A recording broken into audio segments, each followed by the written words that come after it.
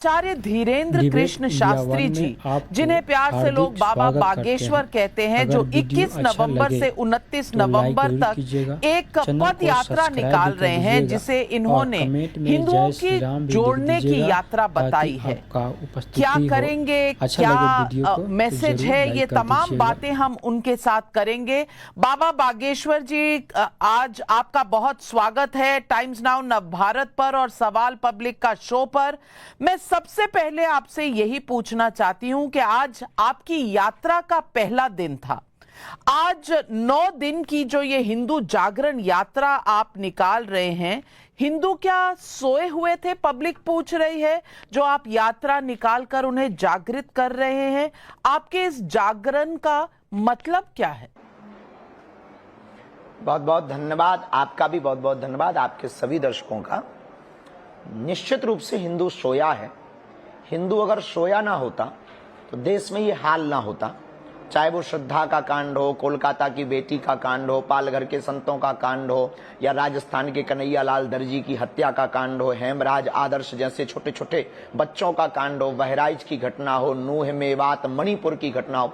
इस देश के ऐसे लाखों उदाहरण हैं जिससे प्रत्यक्ष होता है भारत का हिंदू सोया है। उनको जगाने की जरूरत है और जगाने के लिए हिंदुओं तक पहुंचना जरूरी है। और हिंदुओं तक पहुंचने के लिए हमको हवाई जहाज और ट्रेनों से नीचे उतरकर सड़कों पर आना पड़ेगा। वही हमने आज से प्रारंभ किया है। मैं आपसे पूछना चाहती हूं कि आपके आश्रम में तो लाखों भक्त आते हैं, आप उनके बीच में अपनी बात रख सकते हैं, लेकिन 160 किलोमीटर की यात्रा करना हिंदू जागरण के लिए, आपके विरोधी कह रहे हैं कि आप धार्मिक कम राजनीतिक ज्यादा हो गए हैं, इसीलिए ये यात्रा कर रहे हैं। क्या जवाब देंगे उन्हें? पहली बात तो हमारा निजी किसी से विरोध नहीं है, और ये जो भी लोग कह रहे हैं उनकी विचारों की इतनी संकुचित दृष्टि है, क्योंकि हम ऑलरेडी ये बोल चुके हैं कि ना हमें किसी पार्टी का सपोर्ट करना है, ना हमें वोट चाहिए, ना हमें राजनीति में आना है। हमारा सिर्फ एक ही उद्देश्य है। धाम पर वो लोग आते हैं जो अपनी निष्ठा श्रद्धा बहुत समर्पित किए और सामर्थ्यवान होते हैं, बिछड़े और पिछड़े नहीं आ पाते। इसलिए हम उनसे मिलने के लिए गांव गांव आए। लेकिन आपकी सभा में जो भीड़ आती हुई दिख रही है, उससे हड़कंप मचा हुआ है। ये भीड़ खुद से आई है या निमंत्रण देकर जुटाई गई है, जैसा आपके विरोधी फिर से ये आरोप लगा रहे हैं?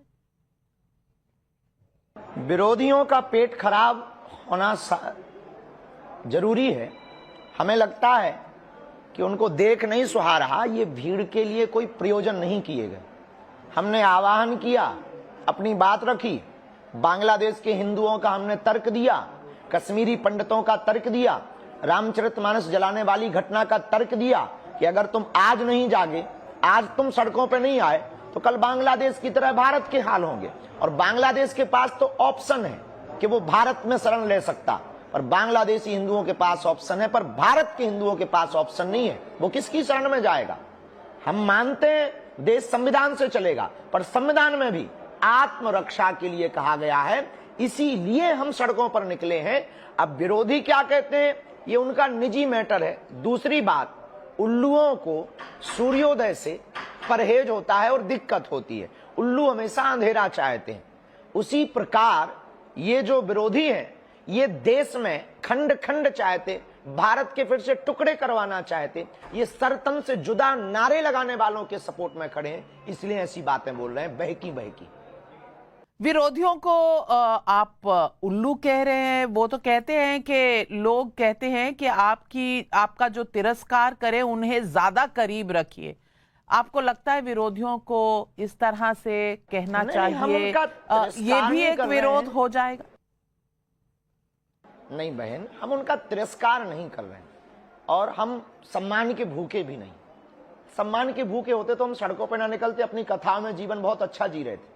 हम दरबार लगा के अपनी जिंदगी बहुत अच्छी जी रहे थे। हम देश विदेश जाकर के अपनी जिंदगी बहुत अच्छी जी रहे थे। हमको क्या पड़ी इतना खर्च करने की? हमको क्या पड़ी पैदल चलने की? हमको क्या पड़ी जान हथेली पर लेने की? हमको क्या पड़ी धर्म के विरोधियों को मुंह तोड़ जवाब देने की? हमें कल की स्थिति भारत की दिखाई पड़ रही कि आज अभी नहीं तो कभी नहीं, कहीं देर ना हो जाए। वह बाद में कोई ये ना कह पाए कि हिंदुओं को कोई जगह नहीं पाया, किसी ने बताया नहीं।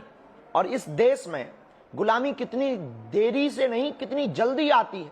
लाखों उदाहरण पड़े हैं, चाहे वो डच हो, पुर्तगाली हो, बाबर हो या अंग्रेज हो, सबने गुलाम बनाया और भारत के लोग गुलाम बनते गए। और हमें लगता है कि जल्दी ही अगर हिंदू नहीं जगा, सड़कों पे नहीं उतरा, तो इस्लामिक राष्ट्र होते हुए देर नहीं लगेगी। कई मौलानाओं ने आपकी हिंदू जागरण सनातन जागरण यात्रा का विरोध किया है। मौलाना शहाबुद्दीन रिजवी ने आशंका जाहिर की है कि इससे हिंसा हो सकती है, सांप्रदायिक दंगे हो सकते हैं, इसलिए आपकी यात्रा को तुरंत रोका जाए। आप उन्हें क्या कहेंगे? मौलाना साहब ने कहा कि अगर यात्रा को रोका जाए, तो हम तो कहते हैं कि इस देश में बहुत सी यात्राएं होती हैं, सब यात्राओं को रोका जाए। हमारी यात्रा को फिर रोका जाए। हज की यात्रा होती है, रोका जाए। इनके ताजिया निकलते हैं, उस यात्रा को रोका जाए, उससे भी देश में दंगे हो सकते हैं।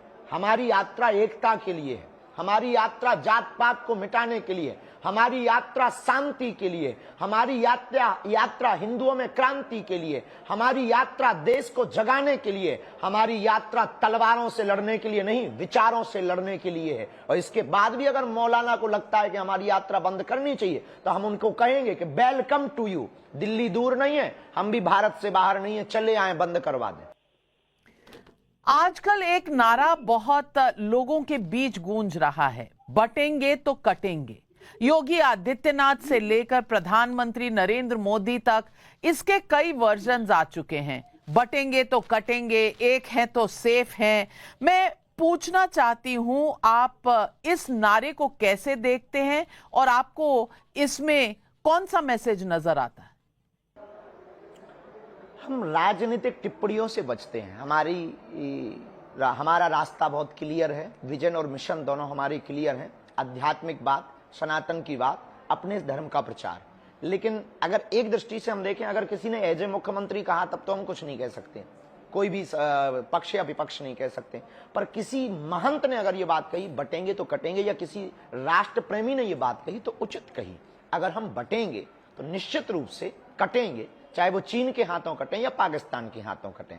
तो हम जिस यात्रा को लेकर निकले हैं, उसका मकसद ही यही है कि हम सबको एक होना है, भेदभाव से ऊपर आना है, जात पात से ऊपर आना है। तो बाकी राजनेता अपने अपने बयान हर प्रकार से देते रहते हैं, पक्ष विपक्ष चलता रहता है।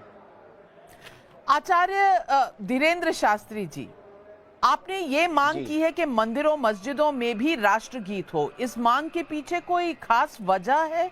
आपका तर्क क्या है? आप राष्ट्रगीत मंदिरों मस्जिदों में क्यों चाहते हैं? सिर्फ मंदिरों मस्जिदों में राष्ट्रगीत बजने गाने को लेकर के सिर्फ हमारा लॉजिक ये है कि हम इस देश में ये पता करना चाहते हैं कितने देशद्रोही हैं, कितने राष्ट्रप्रेमी हैं। जिन्हें राष्ट्रगीत और राष्ट्रगान से दिक्कत हो या हो रही है, निश्चित रूप से वो राष्ट्रद्रोही है। जब आप राष्ट्र का खाएंगे तो राष्ट्र का क्यों नहीं गाएंगे? राष्ट्रगीत गाने में दिक्कत क्या? हमारे आपके सबके पूर्वजों ने इस देश को आजाद कराने के लिए अपनी बलिदानी दी, और राष्ट्रगीत और राष्ट्रगान को स्वीकार किया, संविधान को स्वीकार किया। तो उसके प्रति श्रद्धा अर्पित करने में कैसी मूर्खता? ये तो हमें लगता है कि दोगलापन होगा। ये तो हमें लगता है राष्ट्र के साथ देशद्रोह केस आपके ऊपर होना चाहिए। तो मंदिर में और मस्जिद में राष्ट्रगान राष्ट्रगीत होने ही चाहिए, बहुत जरूरी है। हम मंदिरों मस्जिदों से राष्ट्र के प्रति भक्ति नहीं अगर उत्पन्न कराएंगे, तो इस देश में राष्ट्रभक्त कहां से आएंगे? इस देश में फिर दंगे वाले लोग आएंगे। मंदिर और मस्जिद ही राष्ट्रभक्त की ओर ले जा सकते हैं, चाहे वो कोई भी हो। राष्ट्रभक्ति सर्वोपरि होनी चाहिए। लेकिन फिर आपके विरोधी कहेंगे कि आप होते कौन है लोगों को टेस्ट करने के लिए कि कौन राष्ट्रभक्ति करता है, कौन नहीं करता। जहां जिस देश में हम कागज नहीं दिखाएंगे जैसा नारा निकल गया था, वहां लोग ये नहीं पूछेंगे कि बाबा बागेश्वर क्यों लोगों की परीक्षा लेना चाहते हैं, और क्यों खास करके एक धर्म वालों की परीक्षा लेना चाहते हैं कि वो कितने राष्ट्रभक्त हैं।